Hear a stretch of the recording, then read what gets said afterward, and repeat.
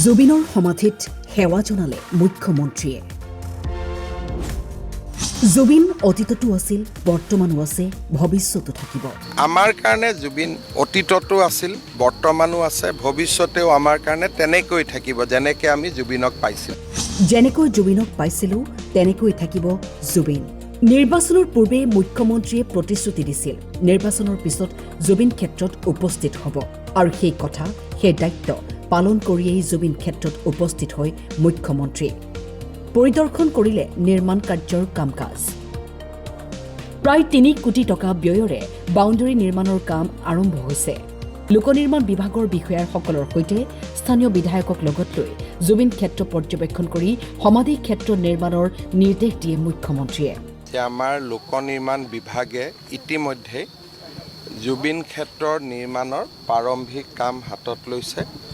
প্ৰায় ৩ কোটি টকা ব্যয়েৰে আমি ইয়াৰে বাউণ্ডেৰী ৱাল নিৰ্মাণৰ কাম হাতত লৈছোঁ, আৰু ওপৰৰ পৰা যাতে মাটি খহি আহিব নোৱাৰে তাৰ কাৰণেও কিছু আমি ব্যৱস্থা হাতত লৈছোঁ।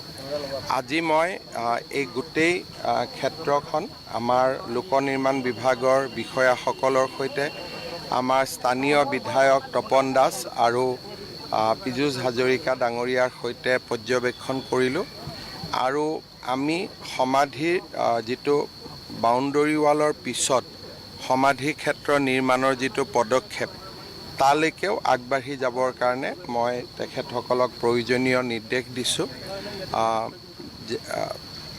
যি ধৰণে আমি আমাৰ এটা ভাল পৰিকল্পনা কৰি ইয়াক যাতে এটা আমি সুন্দৰ সমাধি ক্ষেত্ৰলৈ জুবিন ক্ষেত্ৰলৈ ৰূপান্তৰ কৰিব পাৰোঁ, আৰু তাৰো ইতিমধ্যে প্লেনিং আৰম্ভ হৈছে। মই ভাবোঁ যে বাউণ্ডেৰী ৱালখন হোৱাৰ পিছতে আমি এই কাম হাতত ল'ব পাৰিম।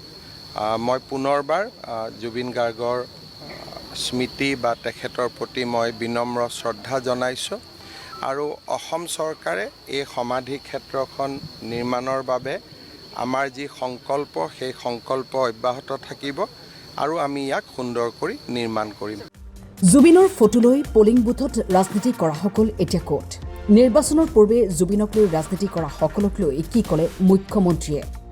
জুবিন গাৰ্গৰ এই সমাধি ক্ষেত্ৰখন স্থান নিৰ্বাচন কৰোঁতেও মই নাই বুলি ইয়াতে 15 বাৰতকৈ বেছি আহিছোঁ, আৰু এই স্থানখনতে জুবিনৰ শেষকৃত্য বা অন্তিম যাত্ৰা হওক তাৰো ব্যৱস্থা কৰিবৰ কাৰণে আমিয়ে ইয়াত আছিলোঁ। কিন্তু পিছত ৰাজনীতিৰ লগত জড়িত মানুহসকলে ইয়াক লৈ ইমান ৰাজনীতি কৰিলে যে এটা সময়ত ইয়াত আহিবও বেয়া লগা হৈ গ'ল, কাৰণ ইয়াতে জুবিনতকৈ ৰাজনীতিৰ কথা বেছি আলোচনা হোৱা আৰম্ভ হ'ল। আৰু মই জানিছিলোঁ যে ইলেকশ্যন হোৱাৰ পিছত লাহে লাহে ৰাজনীতি শেষ হ'ব, আৰু জুবিনৰ যি আচল যিটো মানুহ বা আচল যিটো চৰিত্ৰ, আচল যিটো সত্তা, আচল যিটো শিল্পী মন, সেইটো নিজে নিজে প্ৰকাশ হ'ব। আৰু আজি মই অনুভৱ কৰোঁ যে লাহে লাহে মানুহে জুবিনৰ স্মৃতি কেনেকৈ জীয়াই ৰাখিম, সংগীত কেনেকৈ জীয়াই ৰাখিম, তেওঁৰ অৱদানসমূহক কেনেকৈ জীয়াই ৰাখিম, মানুহে তাৰ বিষয়ে আলোচনা কৰিব। ৰাজনীতি শেষ হ'ল, আৰু মই ভাবোঁ যে ভৱিষ্যতেও যাতে জুবিনক লৈ মানুহে ৰাজনীতি নকৰে, যাতে জুবিনৰ আচল সত্তাটো জীয়াই থাকিব পাৰে। কাৰণ মই নিজে অনুভৱ কৰোঁ, যিমান মানুহে জুবিন ক্ষেত্ৰত আহি ৰাজনীতি কৰিলে, সাধাৰণ মানুহৰ কোৱা নাই, যিসকলে ইয়াত বেছিকৈ আহি ৰাজনীতি কৰি আছিল, জীয়াই থকা দিনত তেওঁলোকে জুবিন গাৰ্গক সদায় সমালোচনাই কৰিছিলে। গতিকে এইবিলাক বন্ধু হৈছিল অকল এটা পাৰপাছ লৈ।